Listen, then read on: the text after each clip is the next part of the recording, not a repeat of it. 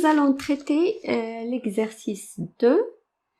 Donc, toujours pour montrer l'intérêt de l'adressage relatif et l'adressage absolu, je vous rappelle que l'adressage absolu consiste à fixer soit la ligne ou la colonne ou les deux en insérant un dollar avant le numéro de ligne ou bien avant la lettre de la colonne ou bien les deux.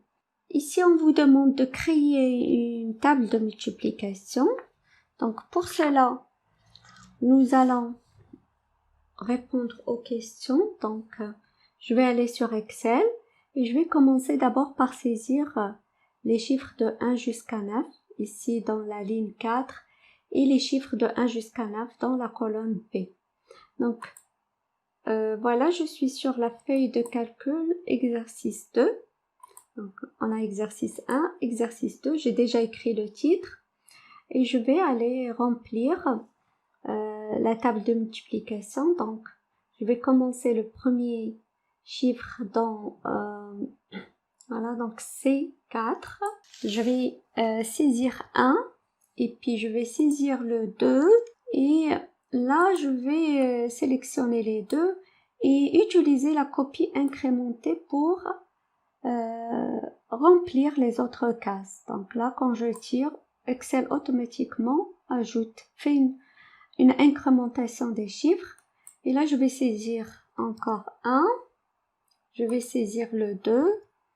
Et je sélectionne les deux, 1 et 2, et je tire pour que Excel comprenne qu'il faut incrémenter les chiffres. Alors, je vais insérer ici les bordures à mon tableau. Donc, accueil, bordure, toutes les bordures.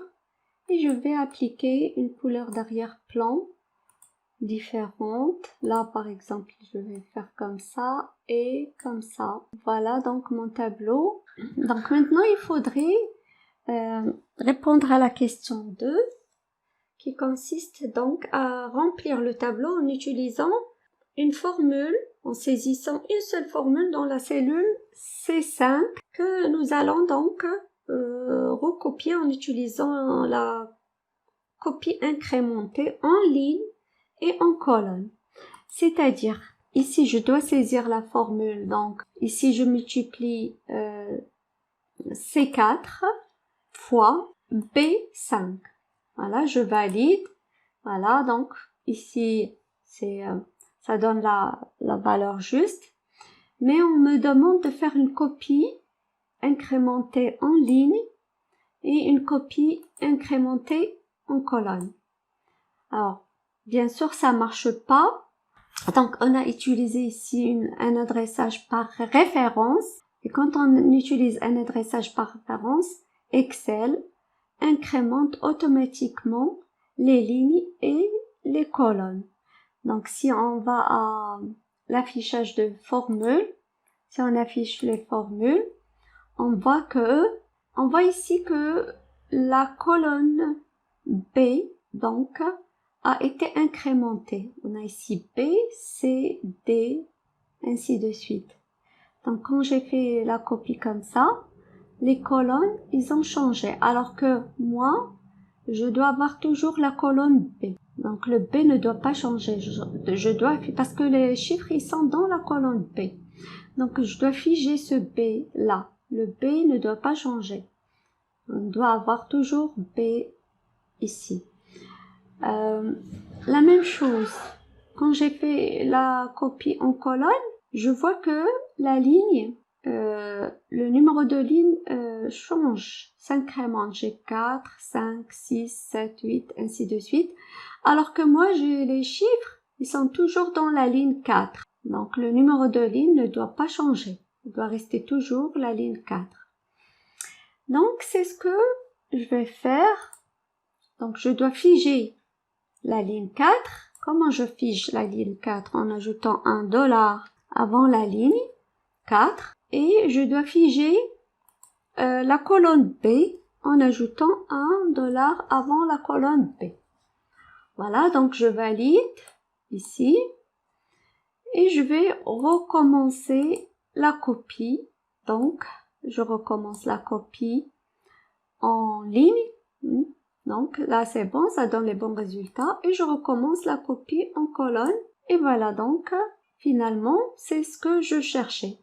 Il ne reste plus que continuer la copie, incrémenter sur toutes les lignes et les colonnes jusqu'à la fin du tableau et c'est fini. Donc là j'ai rempli mon tableau en utilisant une seule formule.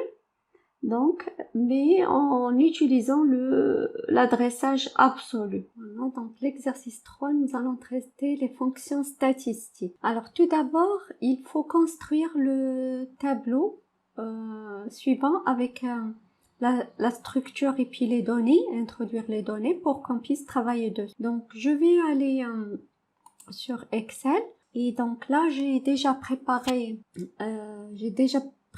donc la structure de l'exercice, donc le titre de l'exercice et puis le tableau dans lequel j'ai mis la première colonne correspond au numéro d'étudiant, la deuxième colonne c'est le nom, dans la troisième colonne j'ai utilisé une liste de sélection contenant M pour mâle et femelle, donc pour le sexe, et puis j'ai donc la note 1 et note 2.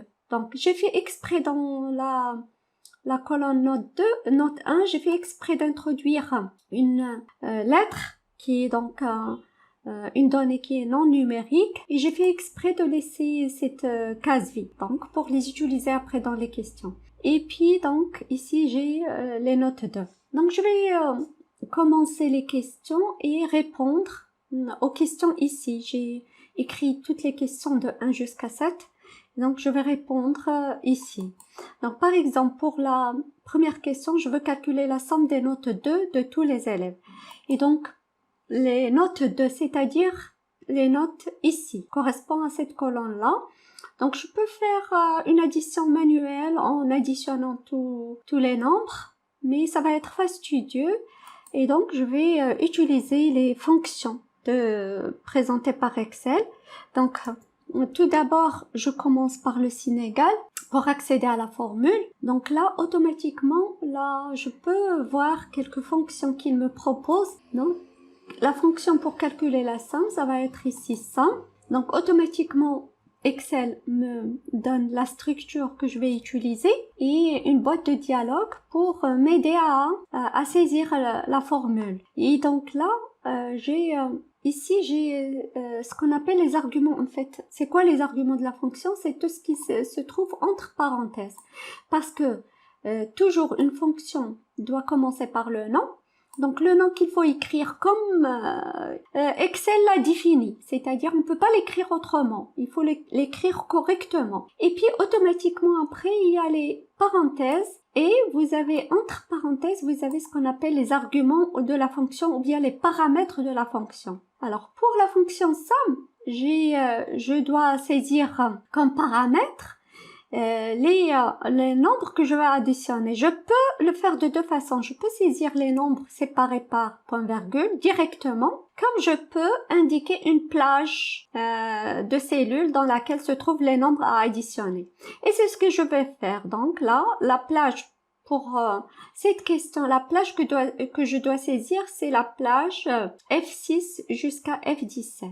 Donc, je peux la saisir ici directement, comme je peux aller la sélectionner en utilisant cette boîte de dialogue. Là, donc, j'ai la main pour aller sélectionner une plage. Donc, je clique sur la case F6 et je tire jusqu'à la case F17. Et donc, j'ai la plage F6 de point F17. Maintenant, il suffit de valider en utilisant OK. Et donc, j'ai le résultat ici. Je vais faire la même chose pour la question 2, mais ici je dois calculer la moyenne. Donc, toujours je commence par le signe égal et je vais aller maintenant choisir la fonction moyenne. Donc c'est tout à fait la même chose. Note 2, c'est-à-dire toujours la plage de F6 jusqu'à F17. Alors, la question numéro 3, donner la plus grande note des notes 1. Donc, pour calculer la plus grande note, ça va être toujours le signe égal et la fonction maintenant, ça va être max. Donc là, j'ai la boîte de dialogue pour introduire les paramètres de la fonction, bien les arguments. Et donc là,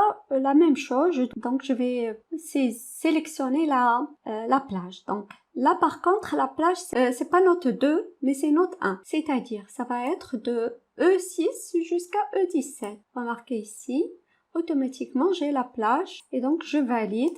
Et là, la plus grande note dans cette plage, c'est 18. Donc maintenant, la plus petite des notes 2, c'est la même chose. Donc, je commence par saisir le symbole égal et puis je vais donc sélectionner la fonction min et je vais aller prendre la plage pour note 2, c'est-à-dire de F6 jusqu'à F17 et je valide OK. Alors, la plus petite note dans la plage note 2, c'est 4, là. Omar. Je passe à la question suivante. Alors, somme ici, nous devons calculer la somme des notes 2, c'est-à-dire la somme dans la plage note 2, qui sont supérieures à 14. Là, on voit que nous avons un critère. Donc, il faut entrer un critère, il faut que note 2 soit supérieure à 14. Pour faire la somme qui dépend d'un critère, je dois utiliser la fonction somme-si. D'abord, je commence par égal. Alors, pour les fonctions, je peux donc, si je n'ai pas la fonction ici, je peux aller la chercher dans autre. Et là, j'ai la boîte de dialogue insérer une fonction que je peux y aller à partir du menu insertion. Donc là, j'ai toutes les fonctions que Dante Excel dispose. Donc, je peux les afficher toutes ou bien je peux les afficher par catégorie pour pouvoir accéder donc à la fonction que je veux. Donc là, je peux commencer par écrire, par exemple, moi je sais que je vais faire une somme, je commence par écrire S et j'ai toutes les fonctions qui commencent par S. Si j'écris O, j'ai toutes les fonctions qui commencent par SO. Et donc là, je vois qu'il y a une fonction qui s'appelle somme-si et ça correspond à un critère. Donc si, ça veut dire un critère et donc c'est ce que je vais utiliser. Alors regardez automatiquement ici, Excel m'affiche la syntaxe de la fonction somme-si. Donc comme j'ai dit tout à l'heure, il y a toujours le nom de la fonction, les parenthèses et puis entre les parenthèses, il y a les paramètres ou bien les arguments de la fonction. Le premier argument, c'est plage. Alors, là, Excel, il attend que je saisisse la plage. Donc, vous voyez que le premier argument est actif. Alors, pour comprendre un petit peu la fonction, je vais aller voir donc le document que je vous ai donné, PDF. Voilà les formules que j'ai déjà saisies. Donc les questions de 1 jusqu'à 4 et puis la question 5. Voilà la somme des notes 2 qui sont supérieures à 14. Donc j'utilise la fonction somme-si qui admet comme argument ou bien comme paramètre. Le premier paramètre c'est plage, donc la plage dans laquelle je vais faire la somme. Le deuxième paramètre c'est critère. Donc le critère que je dois introduire. Remarquez donc que le critère doit toujours être placé entre guillemets. Donc voilà, j'ai ici le premier argument, c'est la plage dans laquelle je vais faire la somme. Donc c'est F6, F17. Le deuxième argument, c'est le critère et donc qui doit être placé entre guillemets. Donc supérieur strictement à 14. Donc les deux arguments sont séparés par point-virgule. Je vois qu'il y a un troisième argument. Donc je peux ajouter un troisième argument. Mais vous remarquez qu'il est entre accolades. Ce troisième argument, il est entre accolades. Ça veut dire quoi? Ça veut dire qu'il est facultatif. C'est-à-dire, on peut le mettre si on en a besoin. Alors, qu'est-ce qu'il indique ce troisième argument? Cellules réelles à ajouter. Si vous voulez ajouter d'autres cellules que celles qui sont spécifiées dans l'argument plage. Alors, si l'argument plage somme est omis, c'est-à-dire ce troisième-là, si il n'est pas mis, Excel ajoute les cellules spécifiées dans l'argument plage, les cellules auxquelles s'applique le critère. Ça veut dire quoi? Ça veut dire que dans ce cas-là, si on n'a pas mis ici une plage, pour la somme, ça veut dire que Excel, il va calculer la somme dans la première plage que nous avons introduite et il va chercher le critère dans la première plage. Donc la première plage va servir pour le critère et va servir pour la somme. Donc, si la plage où on veut faire la somme est différente de la plage où il y a le critère, dans ce cas, on introduit le troisième argument. Et donc, je vais aller à Excel pour saisir cette formule-là. Donc, je vais saisir. Donc, voilà, somme si. Donc là, il attend la plage. Quelle est la plage que je dois insérer? C'est F6, F17, point virgule. Regardez, qu'est-ce qui se passe ici? Là, maintenant, c'est le deuxième paramètre qui est actif. Qu'est-ce qu'il attend, Excel? Il attend le critère.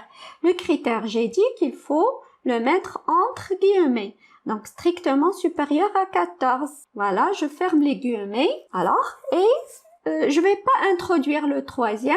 Alors, si je mets point virgule, Excel va attendre un troisième argument. J'ai pas de troisième argument, je ferme. Voilà, j'ai fini ma formule, je vais valider. Il faut valider ici. Et voilà, donc, la formule calcule la somme des notes 2 qui sont supérieures à 14. Voilà, maintenant je vous ai montré comment saisir manuellement la formule ici. Je vais l'effacer et je peux aussi utiliser l'assistant que me propose Excel. Donc je vais écrire somme. Voilà, je vais commencer à écrire la fonction somme. Je vais sélectionner somme si. Voilà, donc là Excel, il attend que j'entre la plage. Alors, je peux, tout à l'heure, je l'ai fait manuellement.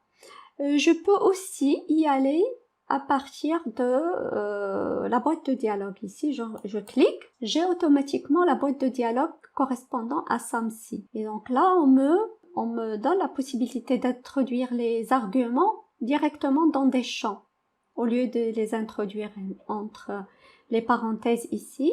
Je peux les choisir, je peux utiliser ces champs qui sont structurés. Donc là, vous avez 3 paramètres, le premier, le deuxième et le troisième, mais je vais insérer seulement le premier et le deuxième. Donc là, je peux écrire la plage, comme ce que j'ai fait tout à l'heure, comme je peux aller là, sélectionner en cliquant ici et sélectionner la plage. Donc la plage, c'est la plage de F6 jusqu'à F17.